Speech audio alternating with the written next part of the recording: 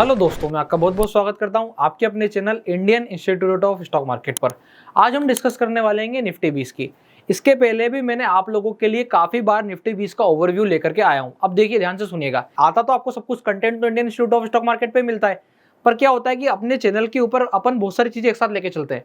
हम यहाँ पे आईपीओ भी लेके चल रहे हैं, हम यहाँ पे निफ्टी 20 भी लेके चल रहे हैं, अपन यहाँ पे ऑप्शंस का नॉलेज भी बराबर गेन करते चल रहे हैं।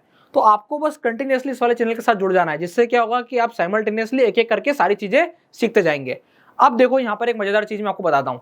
लास्ट टाइम जब आपने मेरी निफ्टी 20 वाली वीडियो देखी थी, तो हमने कहां पर बात करी थी? हमने इस वाले जोन पे बात करी थी, और क्या बोला था कि अगर आप अपना ईटीएफ वाला बाइंग रूल कंटिन्यू रखेंगे। हमारा ईटीएफ वाला बाइंग रूल क्या है कि हमने समझदारी से, क्या है हमारा ईटीएफ वाला बाइंग रूल, कि हमने जो है समझदारी से परसेंटेज वाला नियम बनाया है कि मार्केट 1% गिरेगा तो हम कितने का कुछ ना कुछ खरीदेंगे। इसके हिसाब से जो है हम सारे नियम को लेकर के चलते हैं, कौन से ईटीएफ को मैं कितना परसेंटेज गिरने पर बाय करूंगा। अब यहाँ पे ध्यान से देखिएगा, यहाँ पे निफ्टी का मैंने नियम बनाया था। आपको पिछली बार भी बताया था कि अगर 1% का गिरेगा तो मैं 1000 का खरीदूंगा। मतलब लगभग मेरे पास 3 शेयर आएंगे और 1000 में से कुछ बच जाएगा। क्लियर है? क्योंकि 270 रुपए 280 रुपए के आसपास का रेट है, तो यहाँ पे 3 ही आ पाएंगे और 1000 में से कुछ बच जाएगा।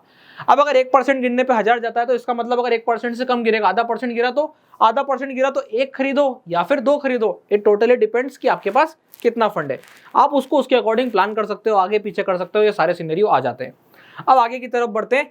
जब हमने पिछली बार यहाँ पर एनालिसिस किया था, तो हम कहाँ पर थे? हम थे इस वाली जगह पर, और हमारी ये चर्चा हुई थी कि हम यहाँ पे फर्दर फॉल देखते हैं। आप जाके प्रीवियस वाली निफ्टी 20 की ईटीएफ वाली वीडियो देखोगे तो समझ जाओगे।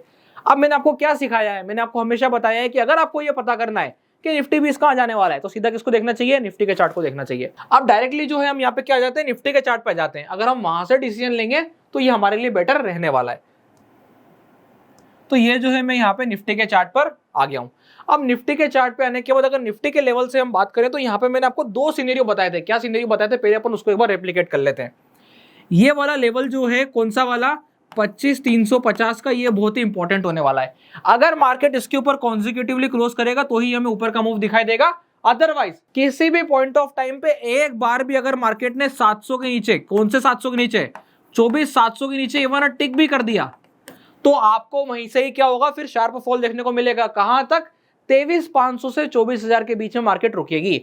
अब वो कैसे अंदाजा लगाया था? हमने प्रीवियस वाले जोन को देख करके अंदाजा लगाया था, और वही सीन हमको देखने को मिला। मार्केट में एक शार्प फॉल आया। ये भी मैंने कहा था कि मार्केट में हो सकता है आपको एक ही दिन में 300 से 400 पॉइंट का फॉल फिर से देखने को मिले, और वो भी आपको 2 बार लगत देखने को मिला। एक दिन इस वाले दिन देखने को मिला, फिर एक दिन इस वाले दिन देखने को मिला, और मार्केट वहां पर आ गई। अब यहां से सवाल आता है कि क्या कंडीशन दिखाई देती है। देखिए, मैं फिर आपको यहां से कुछ इंपॉर्टेंट लेवल्स प्रोवाइड कर देता हूं, और अगर अब वो लेवल्स टूटेंगे तो यहां से क्या अपॉर्चुनिटी बनने वाली है? स्विंग की अपॉर्चुनिटी बनने वाली है। पर कब बनेगी? देखिए, कब बनती है स्विंग? कब होता है स्विंग? तब होता है जब ऊपर से चीज गिरी हुई हो। तो स्विंग का पहला नियम क्या है कि स्विंग तब बनेगा जब यहां से प्राइस ऐसा नीचे मिलेगी। तो मुझे प्राइस नीचे मिल रही है, बोले हाँ मिल रही है, तो पहली कंडीशन सेटिस्फाई होती है। दूसरी कंडीशन क्या होती है स्विंग की? कि हमें एक शार्प टर्न अराउंड दिखना चाहिए। बोले कैसा? देखिए ऐसा, शार्प टर्न, और नीचे में शार्प टर्न। तो अगर ऐसा टर्न मिलेगा हमको तो हम एंट्री करने को जाएंगे। अब सवाल ये आता है, क्या ये वाला मूवमेंट स्विंग को इंडिकेट करता है? ध्यान से देखिएगा। अगर आप लोग स्विंग ट्रेडर होंगे तो आप एक चीज समझते होंगे कि स्विंग की क्वांटिटी हमेशा पार्शियली बाय करी जाती है। आइदर मार्केट मूव कर दे तो भी, और मार्केट ना मूव करे तो भी। तो अपॉर्चुनिटी स्विंग की थी, यहाँ पे उसने इंडिकेशन दिया था। अब ध्यान से देखो, मैंने आपको पहले बता दिया लेवल क्या होने वाला है। अब सवाल ये आ जाता है यहाँ पे कि निफ्टी के लिए वो लेवल क्या होना चाहिए कि हम इसको कंसिडर कर लें कि क्या ये एक्चुअली में मूव एंट्री करने वाला था। और अगर हमने गलती करी, यहाँ पे पार्ट में एंट्री कर भी ली, तो क्या हमने कोई गलती करी है? वो अपन समझेंगे। अब देखिए ध्यान से, अभी हाल जो क्रूशियल लेवल निफ्टी का निकल के आता है, वो आता है लगभग 24,650 से 24,550 के बीच में। अगर मार्केट इसके बीच में क्लोजिंग करता है तो वो मेक और ब्रेक वाली जगह पे, मतलब ऊपर चलेगा तो ट्रेड करना ऊपर की तरफ शुरू कर देगा। फिर आपको ऊपर की तरफ मोमेंटम मिलने लगेगा, फिर 25,000 भी मिलेगा और 25,200 भी मिलेगा। किसके बाद? 650 के ऊपर अगर खड़ा हो जाता है तो क्या ध्यान रखना है हमें? 25,550 से 650 के बीच में आता है, तो वो किस पैटर्न से गया, उस पैटर्न का हमें स्पेसिफिक ध्यान रखना पड़ेगा। और उसके बाद अगर हमें वो सॉलिड मूव की तरफ करता दिखता है, सॉलिड मूवमेंट करता दिखता है, कैसा? इस टाइप का, ऐसा कुछ अगर मूव करता दिखता है, तो आप समझ जाना कि वो तैयारी होगी फिर से ऊपर की तरफ मार्केट के टर्न अराउंड करने की। अब अगर ऐसा नहीं होता है और मार्केट इस जोन के अंदर आता है और जोन के अंदर से घूम जाता है, जैसा अभी घूमा पर जोन के अंदर नहीं गया था, क्लियर, फिर भी घूम गया है। अब क्या कंडीशन बन रही है, तो देखो कोई टेंशन लेने वाली बात नहीं है। हाल फिलहाल में अभी हाल जो स्थिति है, मैं फिर से बता देता हूं, ये जो लेवल है आपका नीचे से जहां से मार्केट ने संभाला है, इसको भी संभाले रखा हुआ है। हाल फिलहाल अभी हाल जिस दिन मैं वीडियो बना रहा हूं उस दिन के हिसाब से मुझको अभी हाल ये सेफ एरिया नजर आता है।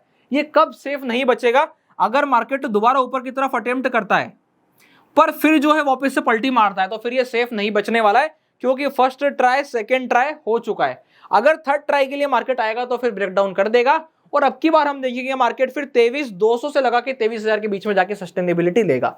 तो ये चीज का आपको ध्यान रखना है।